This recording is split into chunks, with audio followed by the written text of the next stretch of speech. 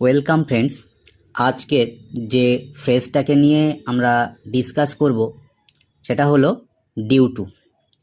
প্রথমেই আমরা জেনে নেব যে মিনিং অফ ডিউ টু।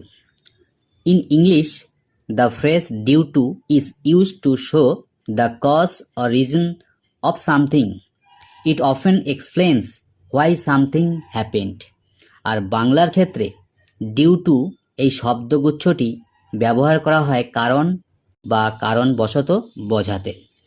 এটি সাধারণত বোঝায় কোনো কিছু ঘটেছে কেন। আচ্ছা, এবার আমরা স্ট্রাকচারটা দেখি যে ডিউ টু এর স্ট্রাকচারটা আমরা দেখে নিই। প্রথমেই main clause, then due to, and then noun বা নাউন ফ্রেজ। এবার আমরা আরও ভালো করে এই ডিউ টু এই ফ্রেজটাকে বোঝার জন্য কিছু এক্সাম্পলস নিয়ে নেব। First, the flight was delayed due to bad weather.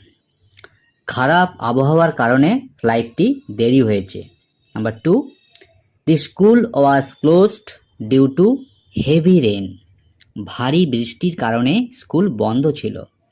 3 নম্বর, he lost his job due to his carelessness. তার অসাবধানতার কারণে সে চাকরি হারিয়েছে। Number 4, the road is blocked due to an accident. একটি দুর্ঘটনার কারণে রাস্তাটি বন্ধ রয়েছে।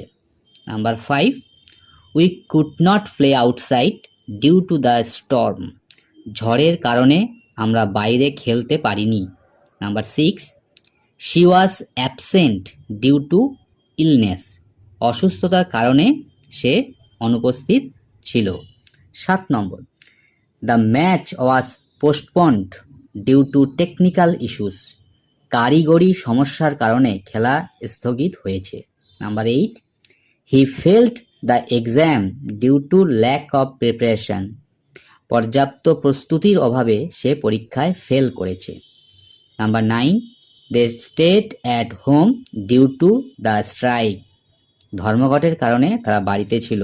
Number 10, I missed the bus due to traffic জ্যামের কারণে আমি বাস মিস করেছি। Number 11, she was late due to oversleeping. বেশি ঘুমিয়ে পড়ার কারণে সে দেরি করেছিল। Number 12 and last, the power was cut due to a short circuit. Short সার্কিটের কারণে বিদ্যুৎ চলে গিয়েছিল। তো ফ্রেন্ডস, এই ডিউ টু এই ফ্রেজটা ডেইলি লাইফ স্পোকেন ইংলিশে কতটা ইম্পর্ট্যান্ট এবং কতটা ইউজফুল আশা করি বুঝতে পেরেছেন। তো হ্যাভ এ